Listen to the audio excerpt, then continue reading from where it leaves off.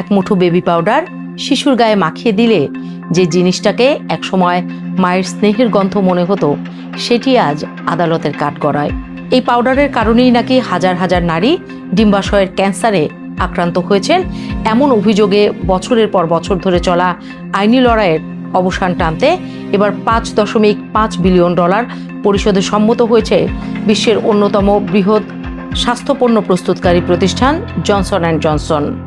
সোমবার প্রতিষ্ঠানটি জানায়, এই সমঝোতার আওতায় যুক্তরাষ্ট্রের ফেডারেল ও বিভিন্ন অঙ্গরাজ্যের আদালতে চলমান প্রায় ৬৯,০০০ মামলা অন্তর্ভুক্ত করা হয়েছে, যা দেশটিতে ট্যাল্ক সংক্রান্ত বিচারাধীন মামলার ৯৯.৭৫%।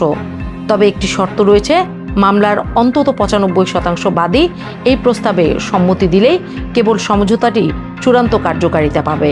ট্যাল্ক একটি নরম খনিজ পদার্থ। বহু বছর ধরে এটি শিশুদের পাউডার সহ নানা প্রসাধনীতে ব্যবহৃত হয়েছে, কিন্তু সময়ের সঙ্গে সঙ্গে গবেষণা ও অভিযোগ বাড়তে থাকে এই ট্যাল্কের সঙ্গে ক্যান্সারের সম্পর্ক থাকতে পারে। সেই বিতর্ক আরও জোরালো হয় যখন ২০২৪ সালে বিশ্ব স্বাস্থ্য সংস্থা ট্যাল্ককে সম্ভবত মানুষের জন্য ক্যান্সার সৃষ্টিকারী পদার্থ হিসেবে শ্রেণীবদ্ধ করে। তবে জনসন অ্যান্ড জনসনের অবস্থান এখনও একই। প্রতিষ্ঠানটির দাবি, ট্যাল্ক ক্যান্সার সৃষ্টি করে এমন কোনো বৈজ্ঞানিক প্রমাণ নেই। কিন্তু কৌতূহলের বিষয় হলো, এই দাবি বজায় রেখেই তারা ২০২০ সালে যুক্তরাষ্ট্র এবং ২০২৩ সালে বিশ্বব্যাপী ট্যাল্ক ভিত্তিক শিশুদের পাউডার বিক্রি বন্ধ করে দেয়। এই বিতর্কের সূচনা আজকের নয়। ২০১৬ সালে যুক্তরাষ্ট্রের একটি জুরি বোর্ড ডিম্বাশয়ের ক্যান্সারে মারা যাওয়া এক নারীর পরিবারকে $7.২০ কোটি ক্ষতিপূরণ দেওয়ার নির্দেশ দিয়েছিল। যদিও পরের বছর সেই রায় বাতিল হয়ে যায়, কিন্তু এরপর যেন বাঁধ ভেঙে যায়। একের পর এক মামলা জমা হতে থাকে, আর বিভিন্ন জুরি বোর্ড বাদীপক্ষের অনুকূলে রায় দিতে শুরু করে।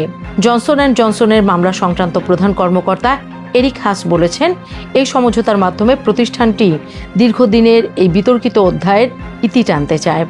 অন্যদিকে বাদীপক্ষের আইনজীবীরা এটিকে 1 দশক ধরে চলা আইনি লড়াইয়ের একটি ইতিবাচক ও গ্রহণযোগ্য সমাধান হিসেবে স্বাগত জানিয়েছেন। তবে এখানেই গল্প শেষ নয়। এই সমঝোতার বাইরে রয়েছে যুক্তরাজ্যের মামলাগুলো, যেখানে ৭,০০০-এর বেশি সম্ভাব্য বাদীকে নিয়ে দেশটির ইতিহাসে অন্যতম বৃহৎ পণ্যজনিত দায় সংক্রান্ত মামলা চলছে।